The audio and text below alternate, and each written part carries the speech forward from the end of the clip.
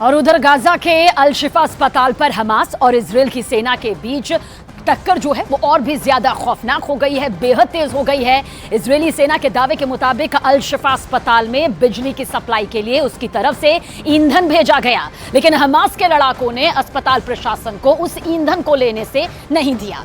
Gaza के अल शिफा अस्पताल के जनरेटर में ईंधन नहीं होने की वजह से 2 दिनों से, जी हां 2 दिनों से अस्पताल में बिजली की सप्लाई पूरी तरह से ठप है।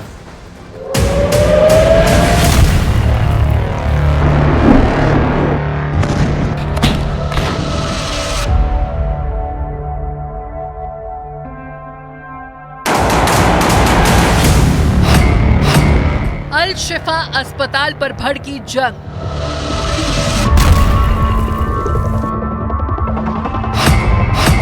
इजरायली सैनिकों की घेरेबंदी सख्त।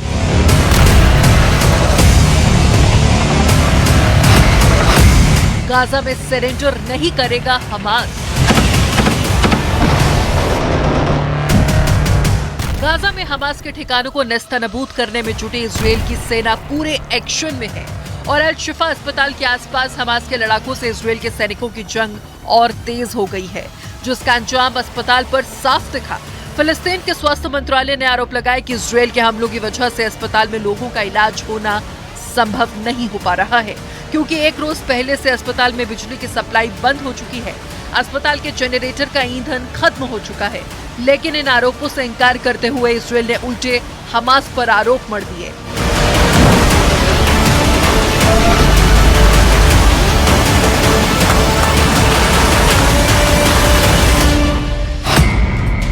इजरायल की सेना के मुताबिक बिजली आपूर्ति बहाल करने के लिए अस्पताल के गेट पर 300 लीटर ईंधन रखे गए, लेकिन हमास के लड़ाकों ने उस ईंधन को अस्पताल को नहीं लेने दिया। इजरायल के रक्षा विभाग ने इस मदद का एक वीडियो भी जारी किया, जिसमें उसके सैनिक गैलन में ईंधन लेकर अल शिफा अस्पताल की तरफ जाते दिखे। इजरायल की सेना के मुताबिक अस्पताल के बाहर रखे गए ईंधन से भरे गैलनों को हमास ने अस्पताल तक पहुंचने नहीं दिया। 1 रोज पहले फिलिस्तीन के स्वास्थ्य मंत्रालय ने दावा किया था कि अल शिफा अस्पताल को बिजली सप्लाई करने वाले जनरेटर का ईंधन खत्म हो गया है, जिसकी वजह से अस्पताल में भर्ती कई नवजातों की जान मुश्किल में आ गई थी, जबकि कुछ और मरीजों की मौत का दावा किया गया।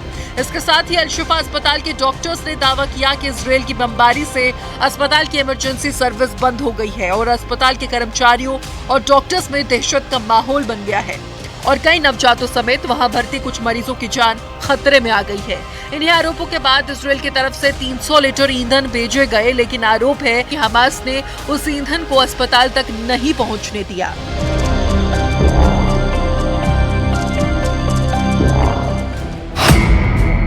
सरेंडर नहीं करेगा हमास।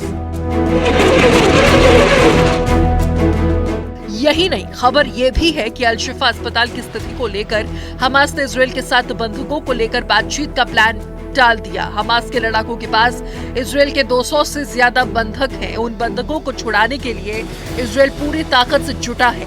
इस बीच इजरायल को लगा कि अल शिफा अस्पताल में बिजली आपूर्ति ठप होने की वजह से हमास झुक जाएगा, लेकिन ऐसा होता दिख नहीं रहा।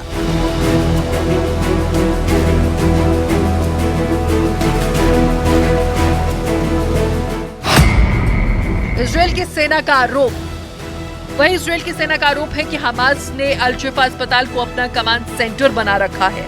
अस्पताल की आड़ में चल रहे उसी कमांड सेंटर से वो इजरायल की सेना पर हमले कर रहा है। इसलिए इजरायल के सैनिक अल शिफा अस्पताल के आसपास गोलीबारी कर रहे हैं ताकि हमास के लड़ाकों पर नियंत्रण बनाया जा सके। इजरायल के रक्षा मंत्रालय ने यह भी दावा किया कि हमास के लड़ाके अस्पताल की आड़ में वहां के मरीजों को ढाल बना रहे हैं, लेकिन हालांकि हमास की तरफ से किसी भी अस्पताल के इस्तेमाल करने से इनकार किया जा चुका है।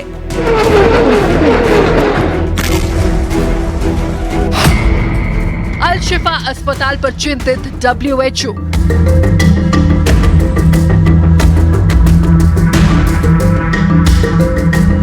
इस बीच स्वास्थ्य सेवाओं से जुड़े संयुक्त राष्ट्र की संस्था WHO ने गाजा के अल शिफा अस्पताल पर अपनी चिंता जताई और तत्काल युद्ध विराम करने की मांग की ताकि अस्पताल में भर्ती गंभीर मरीजों की जान बचाई जा सके।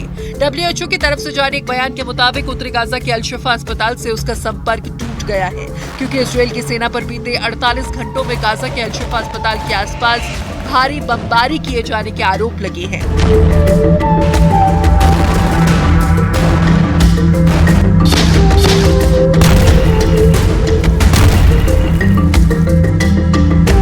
वजह से शिफा अस्पताल के डॉक्टरों ने ऐलान कर दिया कि अस्पताल सेवा से पूरी तरह से बाहर हो गया है, जिसकी वजह से अस्पताल में भर्ती कई नवजातों की जान मुश्किल में आ चुकी है।